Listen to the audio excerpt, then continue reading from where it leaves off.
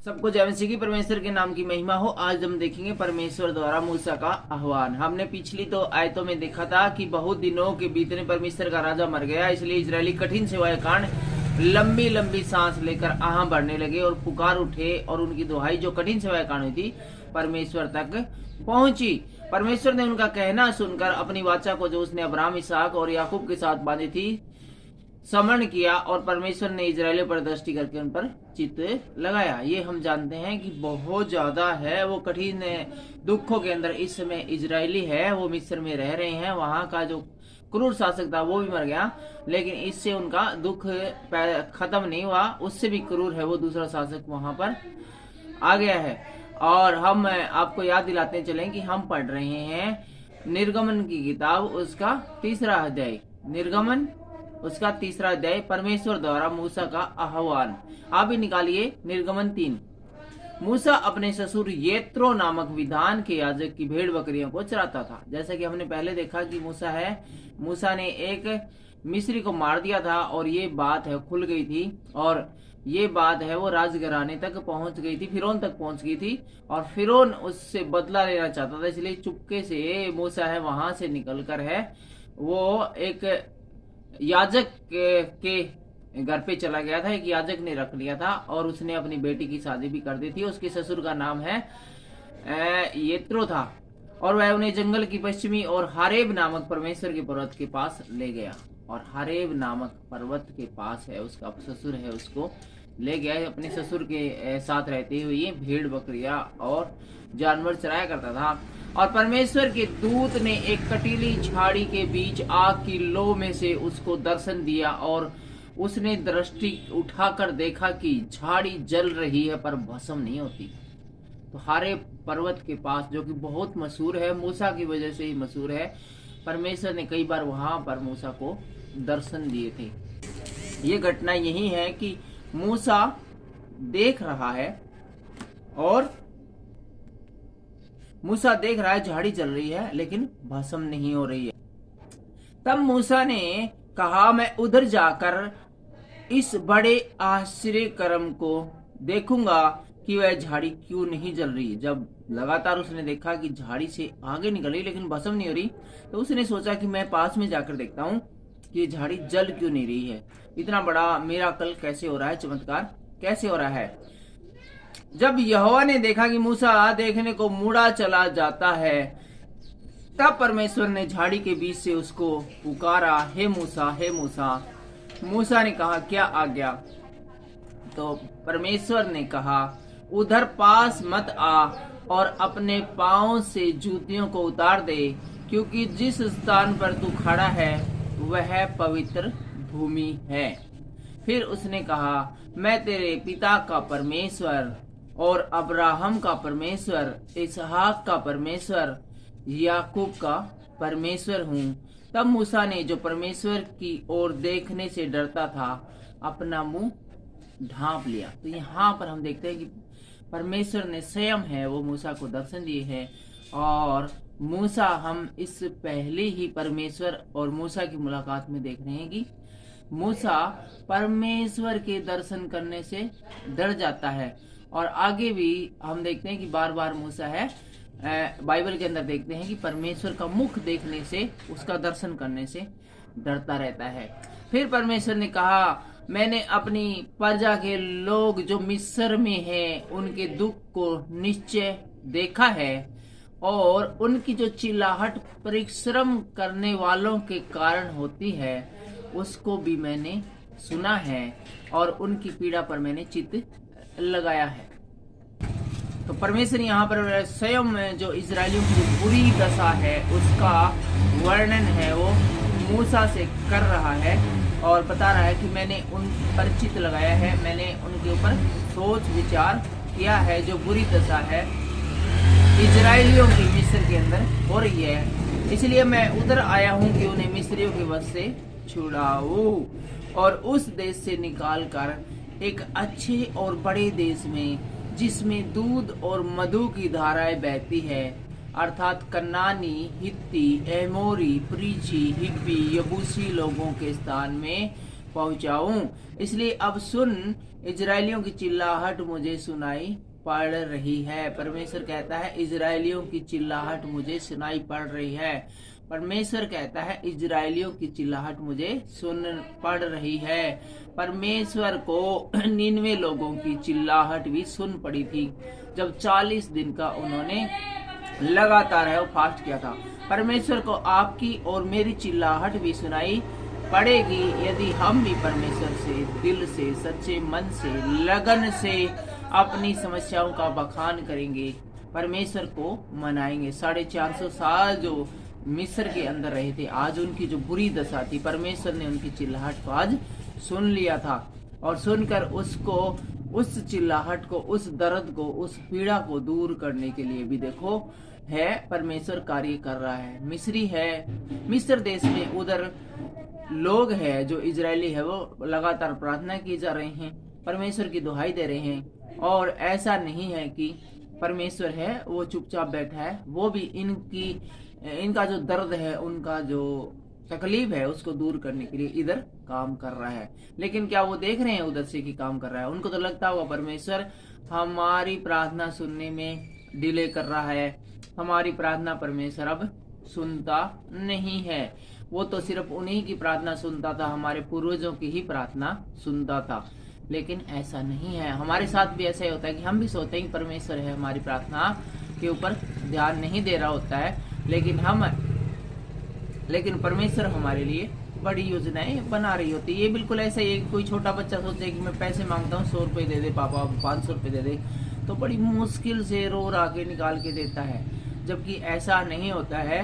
हम जो पिता होता है, जो माता होते हैं, उसके भविष्य की योजनाएं बना रहे होते हैं कि 18 साल का हो जाएगा तब इसका क्या करना है, 25 साल के बाद इनको क्या करना है, इसकी शादी के लिए मैनेजमेंट क्या करना है। ऐसी बातें की चिंता है वो करते रहते हैं, लेकिन बच्चों से ये चीजें शेयर नहीं करते। इसी प्रकार से परमेश्वर हमारी चिंता निरंतर करता रहता है और उसे ध्यान है कि ऑन द फ्यूचर हमारे लिए क्या क्या करना है, लेकिन ये बातें हमारे साथ शेयर नहीं की जा सकती है। और मिस्रियों का उन पर अंधेर करना भी मुझे दिखाई पड़ता है।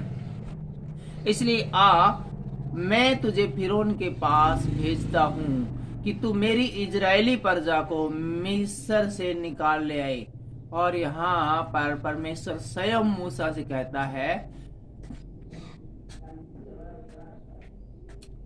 इसलिए परमेश्वर मूसा से कहता है, इसलिए परमेश्वर स्वयं अपने पास बुलाता है, मैं तुझे इजराइल के पास भेजता हूँ कि तू मेरी इजरायली प्रजा को मिस्र से निकाल ले आए। किसको बुलाता है परमेश्वर? एक भेड़ बकरी के चरवाहों को कहता है कि तू आ। किसी शक्तिशाली देश के राजा से नहीं कहता है कि तू बहुत दिनों से मिस्र के साथ लड़ रहा था लेकिन तुझे सफलता नहीं मिल रही थी, लेकिन तू अब अब की बार तू युद्ध कर, मैं तुझे जितवाऊंगा। किसी से नहीं कहता, बल्कि एक बिल्कुल बेहद कमजोर, जिसके पास की बंदूक तक नहीं, 2 नली तक नहीं है, रिवॉल्वर तक नहीं है, उससे कह रहा है तू आ और मैं तुझे मिस्र में भेजूंगा ताकि तू मेरी इजरायली 4.5-5 लाख लोग हैं उनको छुड़ा कर लाए। एक ही व्यक्ति के द्वारा, जिसके पास कोई हथियार नहीं है, उससे कहता है तू आ, तेरे द्वारा मैं उनको छुड़वाऊंगा। कितनी बड़ी बात है। इसी से जान सकते हैं हम, एक छोटी सी बात से, कि परमेश्वर हमारी सुनता है। लेकिन मूसा है वो सोचा रहा क्या बात कर रहा है परमेश्वर, तो एक बड़ी बात करे तो कितना अजीब लगता है। कोई आपको कहे कि चलो आपके लिए बड़ी सरकारी नौकरी आपको दे दी गई है और अभी ड्यूटी ज्वाइन कर लो, तो आप कहेंगे यार क्यों मजाक कर रहा है, क्योंकि ये कुछ बहुत बड़ी बातें हैं, वो जल्दी से हजम नहीं थी, इसलिए कहता है। परंतु मूसा ने परमेश्वर से कहा, मैं कौन हूँ जो फिरौन के पास जाऊं। मूसा बोला क्या बात कर रहे हो परमेश्वर जी, आप तो कोई और तो कहता तो अलग बात थी, अब आपको मैं क्या तो बोलूं, आप क्या तो कह रहे हैं मैं फिरौन के पास जाऊं, मेरे को तो उसका पीएन है, वो अंदर ही नहीं घुसने देगा, मुझे मार के भगा देगा वहां से, और मैं फिरौन के पास कैसे जा सकता हूँ, मैं तो स्वयं उससे छुपता फिर रहा हूँ, और आप देख रहे हो कि इधर कहाँ बकरियां चरा रहा हूँ और कहाँ पर मेरा पालन पोषण किसी अच्छे माहौल में होता है। तो जो व्यक्ति फिरौन से छुपता फिरता रहे, आप उसी को फिरौन के पास भेज रहे हो। ये तो मेरे साथ एक प्रकार से मजाक हो गया, अन्याय वाली बात होगी।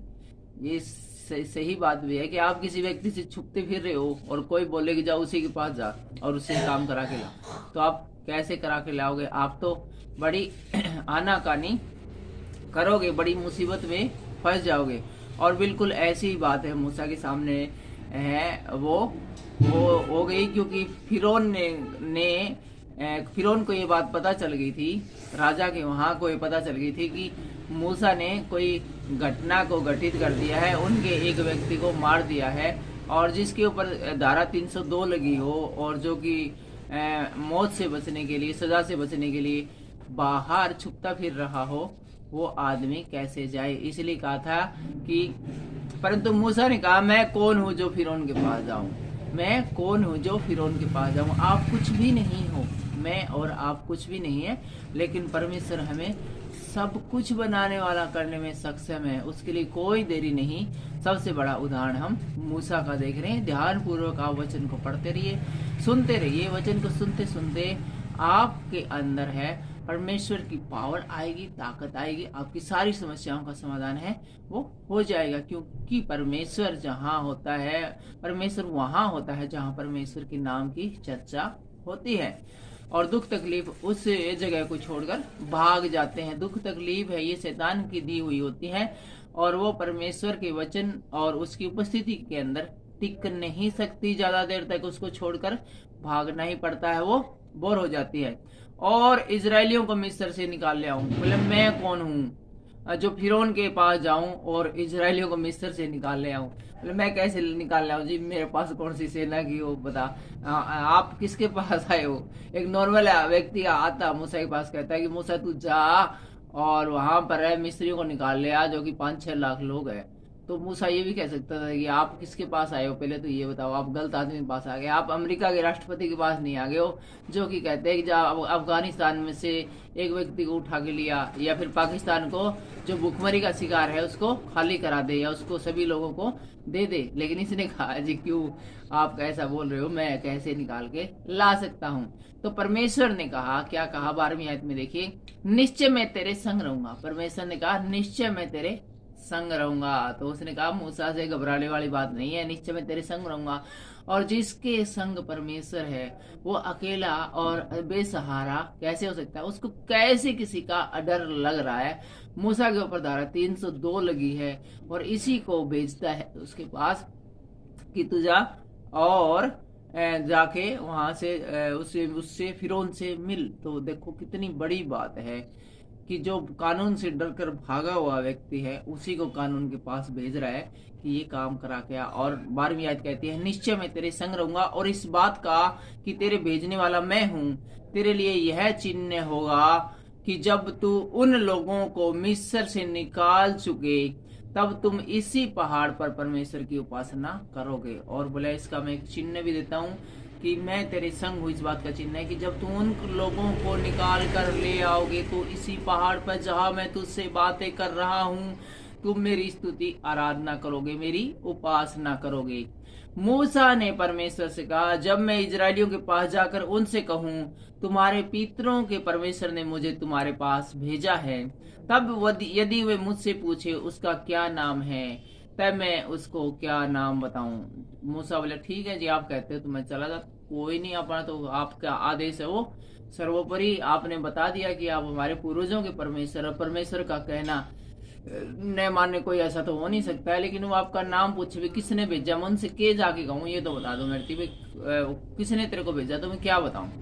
परमेश्वर ने मूसा से कहा मैं जो हूँ सो हूँ। फिर उसने कहा तू इजरायलियों से कहना जिसका नाम मैं हूँ उसी ने मुझे तुम्हारे पास भेजा है। फिर परमेश्वर ने मूसा से यह भी कहा तू इजरायलियों से यह कहना तुम्हारे पितरों का परमेश्वर अर्थात अब्राहम का परमेश्वर, इसहाक का परमेश्वर, याकूब का परमेश्वर यहोवा उसी ने मुझको तुम्हारे पास भेजा है। यहोवा परमेश्वर ने मुझे तुम्हारे पास भेजा है, जो कि तुम्हारे पूर्वजों का भी परमेश्वर है, इसहाक का परमेश्वर है, याकूब का परमेश्वर है, अब्राहम का परमेश्वर है, उसी ने मुझे भेजा है। देख सदा तक मेरा यही नाम रहेगा। और यहाँ पर परमेश्वर अपना स्वयं का नाम है वो लोगों के सामने प्रकट करता है और कहता है कि आज से लोगों के लिए मेरा यही नाम होगा और पीढ़ी पीढ़ी में मेरा स्मरण इसी नाम से हुआ करेगा। और सदा आने वाली पीढ़ियां मुझे लॉर्ड गॉड के नाम से, यहोवा परमेश्वर के नाम से जाना करेगी। इसलिए अब जाकर इजरायली पुरनियों को इकट्ठा करो, उनसे कहे तुम्हारे पितर अब्राहम, इसहाक और याकूब के परमेश्वर यहोवा ने मुझे दर्शन देकर यह कहा कि मैंने तुम पर और तुम में से जो बर्ताव मिस्र में किया जाता है उस पर भी चित्त लगाया है। और यहाँ पर परमेश्वर कहते हैं मूसा से कि तू इजरायली है, उनके जो प्रधान है उनके पास जा और उनको जाकर बता कि तुम्हारी दुआएं, तुम्हारी प्रार्थनाएं हैं सुन ली है, और स्वयं परमेश्वर ने मुझे दर्शन दिया है। उसी परमेश्वर ने दर्शन दिया जैसे इसहाक को और याकूब को दर्शन दिया था, अब्राहम को दर्शन दिया था। और मैंने ठान लिया है कि तुमको मिस्र के दुखों में से निकाल कर कनानी, हित्ती, एमोरी, परिज्जी, यबूसी लोगों के देश में ले चलूंगा, जो ऐसा देश जिसमें दूध और मधु की धाराएं बहती है। तब वे तेरी मानेंगे और तू इजरायली पुरनियों को संग लेकर। और मूसा से कहता है कि तू इजरायली जो पुरनी हैं उनको संग लेकर है वो फिरौन के पास जाकर कहना, इब्रियों के परमेश्वर यहोवा ने हम लोगों से भेंट की है, हम लोगों की भेंट हुई है परमेश्वर से, इसलिए अब हमको 3 दिन के मार्ग पर जंगल में जाने दे कि अपने परमेश्वर यहोवा को बलिदान चढ़ाए।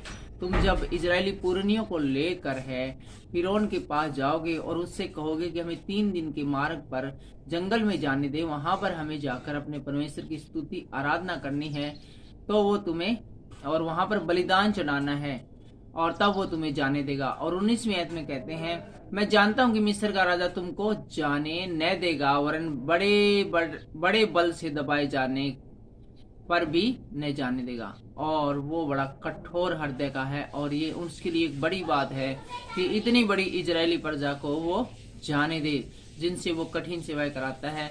और चाहे उसको कितना ही धमकाया जाए, किसी भी बड़ी बात के द्वारा तैयार करने की कोशिश की जाए, वो जल्दी से हाँ नहीं भरेगा।